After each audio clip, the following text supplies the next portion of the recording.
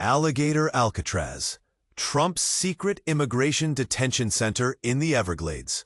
Imagine being surrounded by one of the most unforgiving terrains in the United States, where alligators, venomous snakes, and elusive panthers roam freely. Now, imagine this as the backdrop for a high-security immigration detention center. Introducing Alligator Alcatraz, a facility that has people talking and debating across the country. But here's where it gets controversial. Should such an isolated and wildlife-dense location be used to house thousands of undocumented immigrants? Let's dive deeper into the details.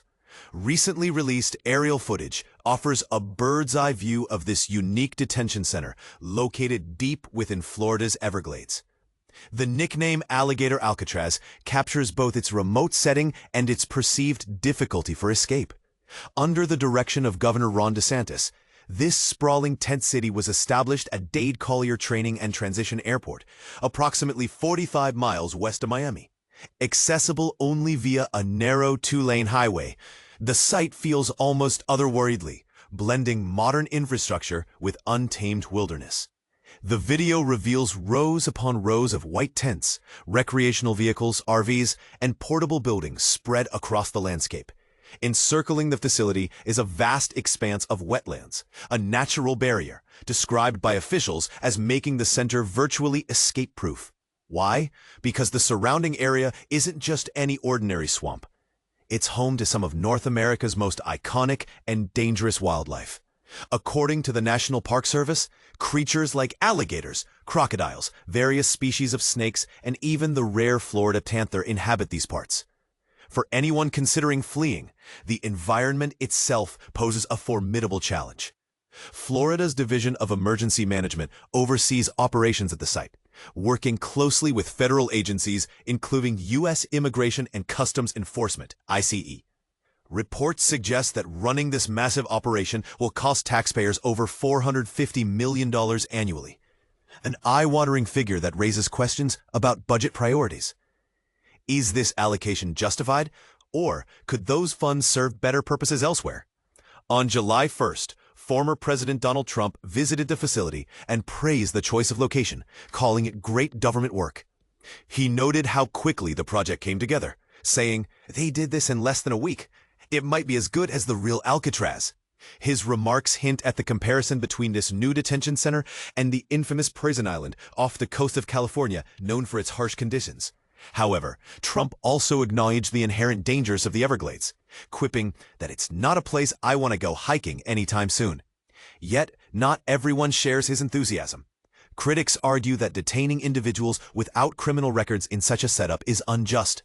Moreover, reports indicate that only around 60% of detainees have prior convictions, leaving many to question whether this approach aligns with principles of fairness and justice. Conditions inside the facility have drawn scrutiny too, particularly since roughly 900 men are reportedly sleeping in tents rather than permanent structures. And this is the part most people miss. Beyond concerns about human rights and operational costs lies another layer of controversy: the environmental impact.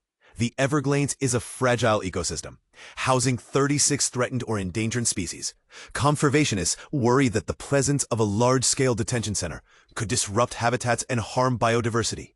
Should we prioritize border security over ecological preservation? That's a debate worth having. As discussions continue, it's clear that Alligator Alcatraz represents more than just a logistical solution to immigration challenges. It embodies broader societal questions about ethics, resource allocation, and our relationship with nature. So what do you think? Does this bold move strike the right balance, or does it cross ethical boundaries? Share your thoughts below. We'd love to hear from you. Deportation surge at Florida's Alligator Alcatraz. What you need to know. Deportation flights have begun from the controversial South Florida immigration detention facility known as Alligator Alcatraz. State officials are promising a surge in immigration arrests. Florida Governor DeSantis praised the facility, despite it being largely opposed by Americans. Over 100 undocumented immigrants have already been deported, with more flights planned. However, conditions at the detention camp are reportedly poor, with limited access to water, showers, and legal counsel. Lawsuits have been filed regarding the facility's environmental impact and detainee treatment. The ACLU of Florida disputes claims that all detainees have final removal orders. Environmental groups are also concerned about the impact on the nearby Everglades. The future of Alligator Alcatraz remains uncertain as hurricane season approaches. DeSantis launches deportation flights from Florida's Alligator Alcatraz. Imagine being detained in a remote facility, surrounded by alligators and pythons, with limited access to basic human rights. This is the harsh reality for thousands of immigrants being held at the Alligator Alcatraz Detention Center in Florida's Everglades. But here's where it gets controversial. Deportation flights from this notorious center have begun, sparking heated debates about the ethics and legality of such actions. According to Florida Governor Ron DeSantis, these flights, operated by the Department of Homeland Security, have already transferred around 100 detainees to other countries, with expectations that this number will skyrocket soon. DeSantis boldly stated, "I think you're going to see the numbers go up dramatically," during a recent news conference near the detention center. And this is the part most people miss.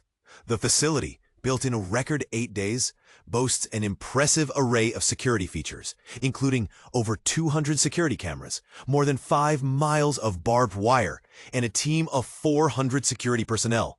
But critics argue that these measures are not only excessive, but also cruel and inhumane. The White House, on the other hand, sees the center's remoteness and harsh environment as a deterrent, conveying a strong message to potential immigrants that breaking U.S. immigration laws will have severe repercussions. As the debate rages on, it's essential to consider the human cost of such policies.